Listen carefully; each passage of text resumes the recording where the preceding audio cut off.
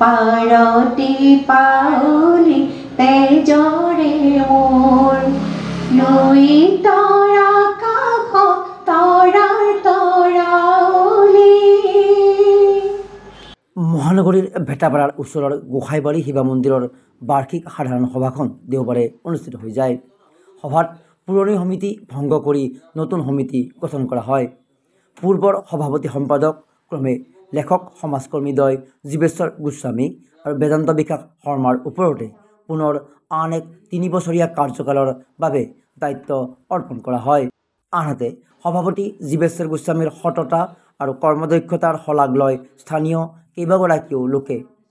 নৱনিৰ্বাচিত সভাপতি জীৱেশ্বৰ গোস্বামীয়ে গোসাইবাৰী শিৱ মন্দিৰলৈ আগন্তুক সময়ত তেওঁৰ বিশেষ পৰিকল্পনাৰ কথা সদৰি কৰে। আৰু আমাৰ ইয়াৰ মানুহখিনিৰ ঐক্যতা কেনেকুৱা, তুমি ইয়াত কোনো ধৰণৰ বাক বিতণ্ডা নাই বা ইয়াৰ কাৰণে এইটো এটা আমাৰ মন্দিৰৰ বিশেষত্ব। আৰু এই মন্দিৰটো জাগ্ৰত শিৱ মন্দিৰ। আজি যদিও আমাৰ মানে উপস্থিতিৰ হাৰ কিছু পাতলীয়া, তথাপিতো আমাৰ মাজৰ কোনো ধৰণৰ বিদ্বেষ ভাৱ বা তেনেকুৱা নাই। তাৰোপৰি তুমি দেখিছা মোৰ ওপৰত মানুহখিনিৰ বিশ্বাস কেনেকুৱা, এইটো গম পাইছা হা। আৰু মই বিশ্বাস দিব পাৰিছোঁ। গতিকে আগন্তুক 3 বছৰ কাল আমাৰ বিধায়কৰ পুঁজি আৰু যি দিব আমাৰ বিজুলী কলিতা বাইদেৱে, তাৰ পৰা আগত ৰাখি আমি মন্দিৰটো 3 মহলীয়া বা অন্ততঃ 2 মহলীয়া কৰিম বুলি ভাবিছোঁ, যাতে দুখীয়া শ্ৰেণীৰ ইয়াতে মানে মাংগলিক কামবিলাক কৰিব পাৰে সেনেকুৱা ধৰণৰ। আৰু লগতে মাংগলিক কাম কৰাৰ উঠি অহা প্ৰজন্মক কিছু হ'লেও আমি সংস্কৃতিমূলক কিছুমান কথা ইয়াত শিকাই তেওঁলোকৰ ভৱিষ্যতৰ পন্থ নিৰূপণ কৰাত কিছু অন্ততঃ সহযোগিতা কৰিব পাৰোঁ। নতুন কমিখনত কোন কোন থাকিব আৰু যদি সম্ভাৱনা দিলে সেইটো হা, আমি সম্বৰ্ধনা জনা এই 2জন আমাৰ ইয়াতে বিদগ্ধ পণ্ডিত, আৰু তেওঁলোকক আমি সদায় শ্ৰদ্ধা কৰোঁ আৰু তেওঁলোকে সম্বৰ্ধনা জনালে। আৰু নতুন কমিটিত মই সভাপতি হিচাপে আৰু পুৰণা কমিটিৰ 2 ৰদ গ'ল ডেকা চামক আমি আনিব বিচাৰিছোঁ যাতে। এইখিনিতে মই শ্ৰীযুত জীৱেশ্বৰ গোস্বামী সঁচাকৈ প্ৰশংসাৰ পাত্ৰ। তেওঁৰ কাৰণে আজি 44 বছৰতে এই মন্দিৰটো হৈছিল। মণিকূটটো তেখেতে বনাইছিল।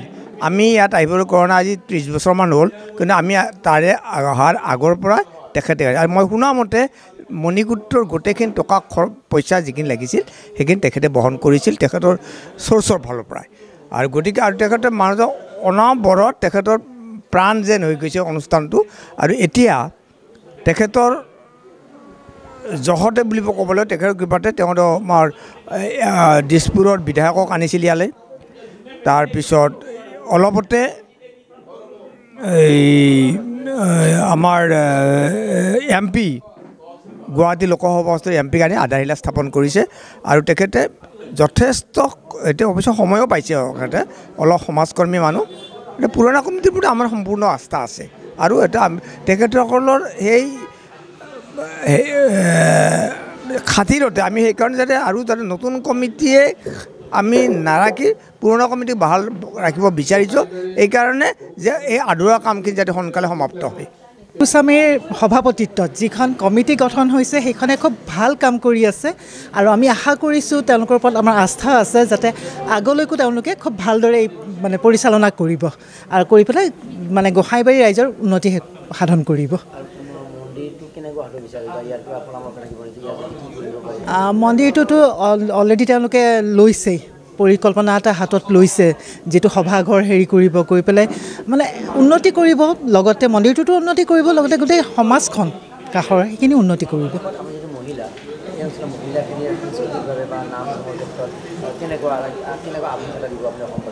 ইয়াতেতো সোমবাৰে আমাৰ নাম চলেই বা যিকোনো সাংস্কৃতিক অনুষ্ঠান হয়। ইয়াতে ধৰক গোসাঁই ঘৰতে সুৰমঞ্জুৰি বুলি অনুষ্ঠান এটা আছে, তেওঁলোকেও পাতে। পাৰতি পাউলি তেজৰে মোৰ, পাৰতি পাউলি তেজৰে মোৰ, পাৰতি পাউলি তেজৰে মোৰ।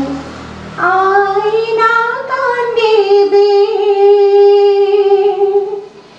আইনা কান্দিবি, থাপনা তেজেৰে বন্তি দিলেহি সন্তানে আজি তোৰ, পাৰতি পাউলি তেজৰে মোৰ, লুই তৰা কাষ